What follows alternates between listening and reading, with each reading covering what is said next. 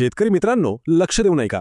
कारण 2 लाखांच्या कर्जमाफीची ज्याची आपण सगळे आतुरतेने वाट पाहत होतो ना, त्याची सर्वात मोठी आणि तातडीची अपडेट आज आली आहे. राज्याच्या अर्थसंकल्पात नुसती घोषणा झाली होती, पण आता प्रत्यक्ष अंमलबजावणीच्या दिशेने एक मोठं पाऊल पडलंय. अटी काय असतील, नियम काय असतील आणि परदेशी समितीच्या अहवालात नेमकं काय दडले, हे सगळं अगदी सोप्या भाषेत आज आपण समजून घेणार आहोत. चला तर मग अजिबात वेळ न घालवता थेट आजच्या या महत्त्वाच्या माहितीकडे वळूया. आता सर्वात पहिला आणि कळीचा प्रश्न, तुमच्या आमच्यासारखा सामान्य शेतकरी या कर्जमाफीसाठी खरंच पात्र ठरणार का? सध्या गावागावात पारावर आणि चावडीवर याच एका प्रश्नावरून मोठी धाकधूक सुरू आहे. आणि हे साहजिकच आहे हो, जुने कटू अनुभव आपल्या पाठीशी आहेत. त्यामुळे नव्या निर्णयात नेमक्या कोणत्या जाचं कटी लपलेले असतील या कल्पनेनेच शेतकऱ्यांची झोप उडवलीये. पण ही चिंता अचानक एवढी का वाढलीये माहितीये? त्यामागे खूप मोठं कारण आहे. बघा, खरी गोष्ट इथेच आहे. ही आकडेवारीची तफावत समजून घ्या. राज्यस्तरीय बँकर्स समितीच्या अहवालानुसार राज्यातील शेतकऱ्यांवर एकूण 40,000 कोटी रुपयांचं कर्ज थकीत आहे. म्हणजे जर सरसकट आणि विनाअट कर्जमाफी द्यायची असेल तर शासनाला 40,000 कोटी लागतील. पण सध्या अशी चर्चा आहे की सरकार या योजनेसाठी फक्त 17 ते 18,000 कोटी रुपयांचाच भार तिजोरीवर घेणार आहे. आता तुम्हीच विचार करा, 40,000 कोटींचं कर्ज आणि फक्त 17,000 कोटींची तरतूद. यावरून एक गोष्ट अगदी स्पष्ट होतीये की सरसकट कर्जमाफी मिळणं कठीण आहे. यात कडक अटी आणि निकष नक्कीच लावले जाणार आहेत. आणि म्हणूनच शेतकऱ्यांच्या मनात जी भीती आहे ना, ती 100% रास्त आहे. 2017 आणि 2019च्या कर्जमाफीच्या वेळी काय झालं होतं आठवतंय?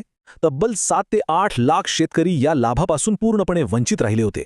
कुणाचा आधार लिंक नव्हतं, कुणाच्या ऑनलाईन फॉर्ममध्ये छोटीशी चूक होती, तर कुणाला त्या सरकारी क्लिष्ट अटीच समजल्या नाहीत. नुसत्या कागदपत्रांच्या खेळात लाखो अल्पभूधारक शेतकरी मदतीबाहेर फेकले गेले. त्यामुळे यंदाही आपल्या वाट्याला निराशाच येणार का, हीच मोठी चिंता आज प्रत्येक शेतकऱ्याला सतावत आहे. पण थांबा, यातच आता एक अत्यंत महत्त्वाची आणि मोठी अपडेट समोर आली आहे. ती म्हणजे परदेशी समितीचा अहवाल. शेतकरी कर्जबाजारी का होतो आणि त्याला या विळख्यातून कायमचं कसं बाहेर काढायचं याचा अभ्यास करण्यासाठी सरकारने काही महिन्यांपूर्वी तज्ज्ञांची ही विशेष समिती नेमली होती. आता 6 महिन्यांच्या सखोल अभ्यासानंतर या समितीने आपला फायनल अहवाल थेट राज्याच्या मुख्यमंत्र्यांकडे सादर केलाय. आता या अहवालात तुमच्या आमच्यासाठी नेमक्या कोणत्या शिफारशी आहेत, चला ते पाहूया. तर या अहवालातील पहिली आणि सर्वात मोठी कामाची शिफारश म्हणजे 2 लाख रुपयांची कमाल कर्जमाफी. सूत्रांकडून मिळत असलेल्या माहितीनुसार 30 सप्टेंबर 2025 पर्यंत ज्या शेतकऱ्यांचं कर्ज थकीत असेल त्यांना या 2 लाखांपर्यंतच्या कर्जमाफीचा थेट लाभ मिळू शकतो. म्हणजे जे शेतकरी खरोखरच अडचणीत आहेत त्यांच्यासाठी हा एक खूप मोठा आर्थिक दिलासा ठरू शकतो. आता तुमच्या मनात नक्कीच हा प्रश्न आला असेल की अहो, पण जे शेतकरी दरवर्षी प्रामाणिकपणे कर्ज भरतात त्यांचं काय? त्यांच्यासाठीही या अहवालात एक महत्त्वाची शिफारस आहे. ज्या शेतकऱ्यांनी आपल्या पीक कर्जाची नियमित परतफेड केली आहे किंवा ज्यांनी 9 मार्च 2026 पर्यंत कर्जाचं नूतनीकरण केलंय, अशा प्रामाणिक शेतकऱ्यांना प्रोत्साहन म्हणून 50,000 रुपयांचं अनुदान देण्याची शिफारस या समितीने केली आहे. प्रामाणिकपणे कर्ज फेडणाऱ्यांसाठी ही नक्कीच एक चांगली बातमी आहे. आता या नवीन अटी आणि निकषांचा विचार केला तर संपूर्ण महाराष्ट्रात जवळपास 35 लाख शेतकरी या कर्जमाफी योजनेसाठी पात्र ठरतील, असा या समितीचा प्राथमिक अंदाज आहे. विचार करा, 35 लाख शेतकरी, या सर्वांचा सातबारा कोरा होण्याची दाट शक्यता आता या अहवालामुळे निर्माण झाली आहे. पण मंडळी, सगळंच चित्र इतकं सोपं नाहीये. इथेच खरी अडचण सुरू होते. 2 लाखांची मर्यादा तर ठरवली, पण जे अल्पभूधारक शेतकरी फळबागा किंवा नगदी पिके घेतात त्यांचं काय?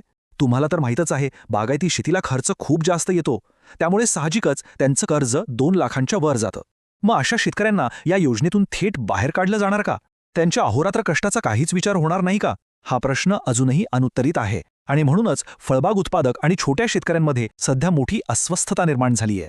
आणि याच कारणामुळे किसान सभा आणि राज्यातील विविध शेतकरी संघटनांनी आता आक्रमक पवित्रा घेतलाय. त्यांची एकच प्रमुख मागणी आहे, कर्जमाफीचं GR काढण्यापूर्वी परदेशी समितीचा हा अहवाल आधीच सार्वजनिक करा. शासनाने बंद दाराआड निर्णय घेऊ नये. अहवालात नेमके कोणते नियम आणि अटी आहेत हे आधी महाराष्ट्रातल्या जनतेला आणि खऱ्या शेतकऱ्याला पाहू द्या, अशी त्यांची स्पष्ट आणि रास्त मागणी आहे.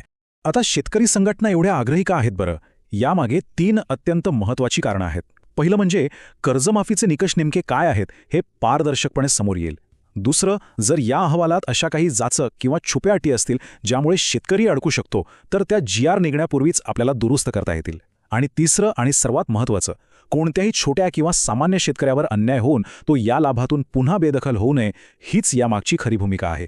मग आता प्रश्न पडतो की ही संपूर्ण प्रक्रिया सध्या नेमकी कुठे पोहोचलीये? बघा, समितीने आपला अहवाल तर मुख्यमंत्र्यांकडे दिलाय. आता पुढचा आणि सर्वात महत्त्वाचा टप्पा आहे तो म्हणजे मंत्रिमंडळाच्या बैठकीचा. या आगामी कॅबिनेट मीटिंगमध्ये या अहवालावर सविस्तर चर्चा होईल, त्याला मंजुरी मिळेल आणि त्यानंतरच अंतिम शासन निर्णय म्हणजेच अधिकृत GR प्रसिद्ध केला जाईल. त्यामुळे आता संपूर्ण महाराष्ट्राचे लक्ष या एका कॅबिनेट मीटिंगकडे लागून आहे.